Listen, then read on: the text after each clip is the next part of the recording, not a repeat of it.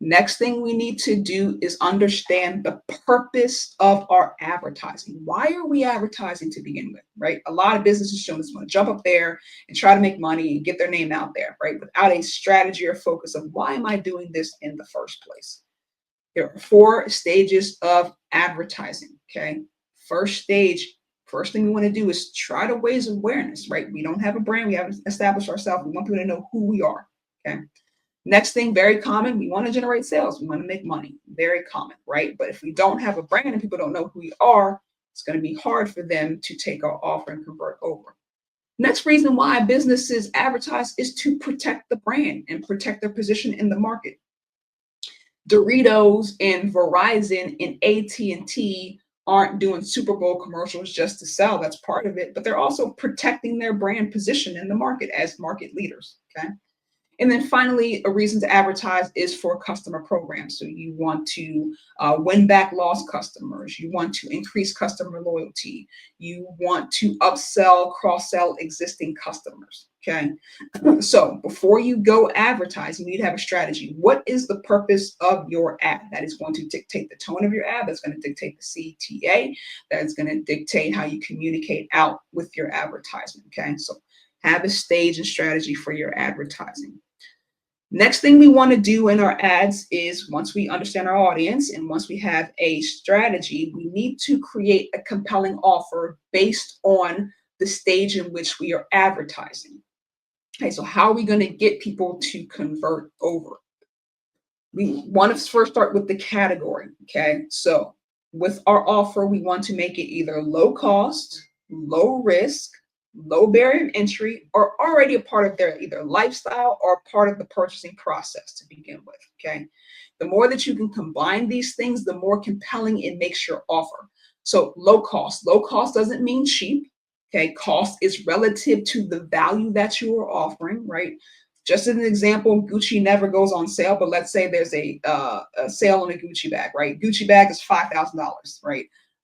Half off sale is $2,500. It's still a lot of money, but it's cheaper relative to the value. The cost is lower relative to the value of the bag, right? So low cost is just relative to the actual value.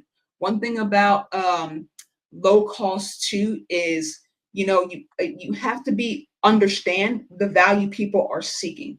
Okay, because if you don't align your low cost with the value that you are seeking, you are either over pricing your offer or underpricing it. Okay, so it's all relative. The next one is low risk. Low risk is huge for me. Okay. Especially if you're a service oriented business. Okay. With services is a lot about relationships. If people don't know you, never taken your offer before, don't know how you work, don't know how to engage with you, that is seen as a risk. They don't know what they're getting. Okay. So we want to minimize that risk as much as humanly possible. So you need to understand what are people concerned about when it comes to the offer, what are they hesitant about, what are they concerned about, and minimize that as much as you can in your offer. Low barrier is just making it easy as possible to take your offer. Okay. We see this with forms all the time. Forms got 10 questions on it, too much, no one wants to fill it out. Reduce that as much as you can to get people to convert over. So make it as easy as possible as you can. And then being part of the lifestyle, part of the purchasing process, this would be things like a free sample in a grocery store, right? I'm already in the grocery store. I'm already making purchases. I'm already in the decision-making process. Taking a free sample is easy. This is also like upgrades in an app. I'm already in the app. I'm already using the app. I want additional features in the app. I don't mind paying for them because I'm already using them. Okay, so if you can make it a part of the purchasing process, a part of their lifestyle, then all the more better. Okay, at least have one of these as part of your offer. The more that you can combine these, the more compelling it will be. Hey, can I add something to that, Of Mo? course. Yeah. So I wanted to add an example because I have a client who is launching ads to an offer that I think helps to illustrate this for people. So this is a client. She is a myofascial stretch therapist. So she has an in-person practice where she helps people with stretching and all that kind of good stuff. But what she also created was she created a digital like membership that she could sell to people who were not coming in person. So she has a low cost membership where people can come in, they can get the different stretches and stuff that she teaches people how to do it themselves. But then she also does like a live workshop or something on Saturdays where people can come and attend a live class. So one of the things that I think that kind of helps to hit with this offer is that one, she has a low cost offer, a low ticket offer, which is a $10 stretching challenge. So it's like 30 days of stretches, it's $10, and she just sends it to you just all via email. And so it hits these different kinds of things because one, it's low cost, it's low risk, right? It's only $10 and people are doing it in the comfort of their home. They don't have to go out, leave out and go to book an appointment or fly to where she's at, right? It very much is like, hey, you're in your house, nobody's looking, do this on your own. Low barrier, meaning like it's like, it's email, right? There's a whole complicated process, right? You just go, you buy it and you're in. And then the offer becomes a part of their life, right? Because then on this Saturday class, everybody knows every Saturday they get a live class. And so the way that we're using advertising with this is one, we have this $10 challenge and we're going to be running ads to this $10 challenge to get people a glimpse of her work, right? It's $10, low risk, low cost. People pay that $10. They can see, start to get to know her personality, start to get to know how she does things. And then what we're doing is then retargeting those people and trying to get them to move into her membership, which is a higher cost. We're planning to try to get people to enroll in her annual membership. So that way she can, sell get more cash infusions and recoup those ad costs. And so I want you to start to think about these things that you can do for your business because one, that low ticket offer, one, like she said, it's low cost, low risk, low barrier, but it allows people to start to see how she works, to get to know her, to get to feel her vibe, to see how would they enjoy being around her for, every Saturday for a year, right?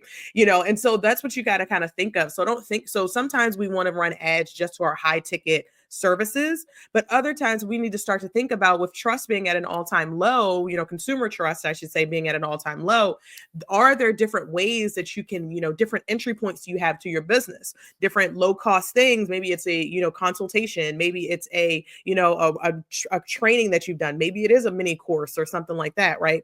Do you have something that you can put in front of people who don't know who you are? Because most of this ad traffic is cold traffic. They don't know who you are.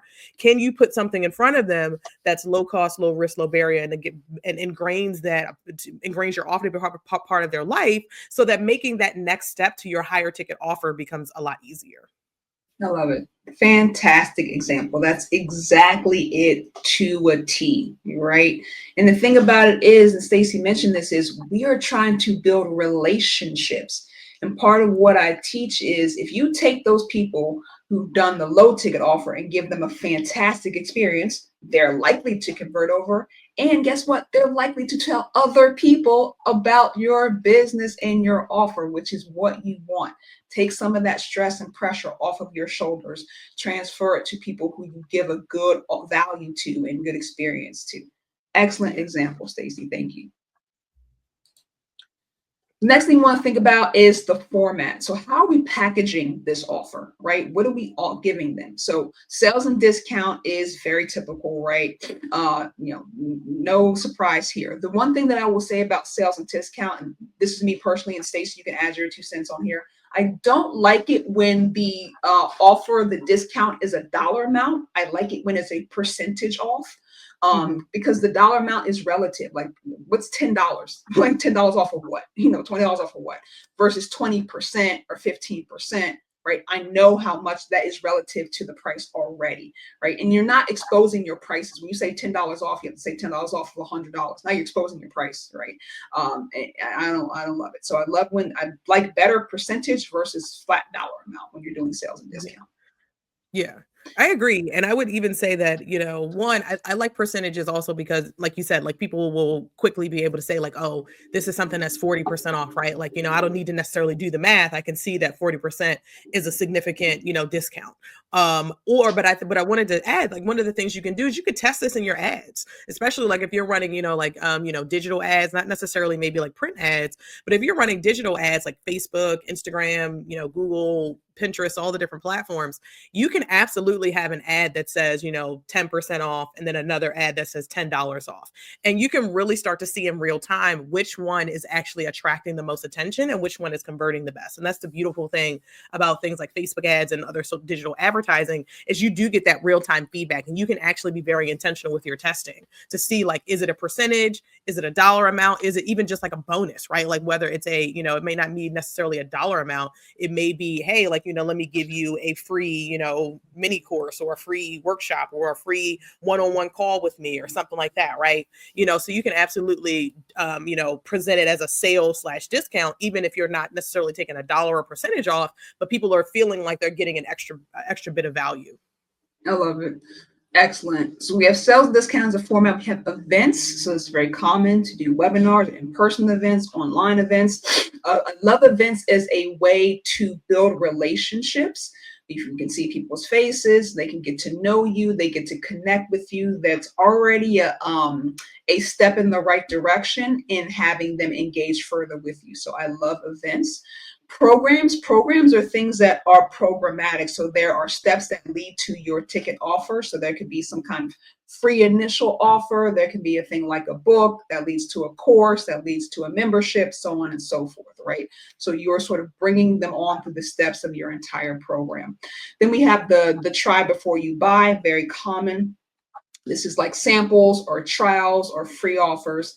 Give them some sense of what it's like to work with you, engage with you, what you were like as a person, before they jump in and commit.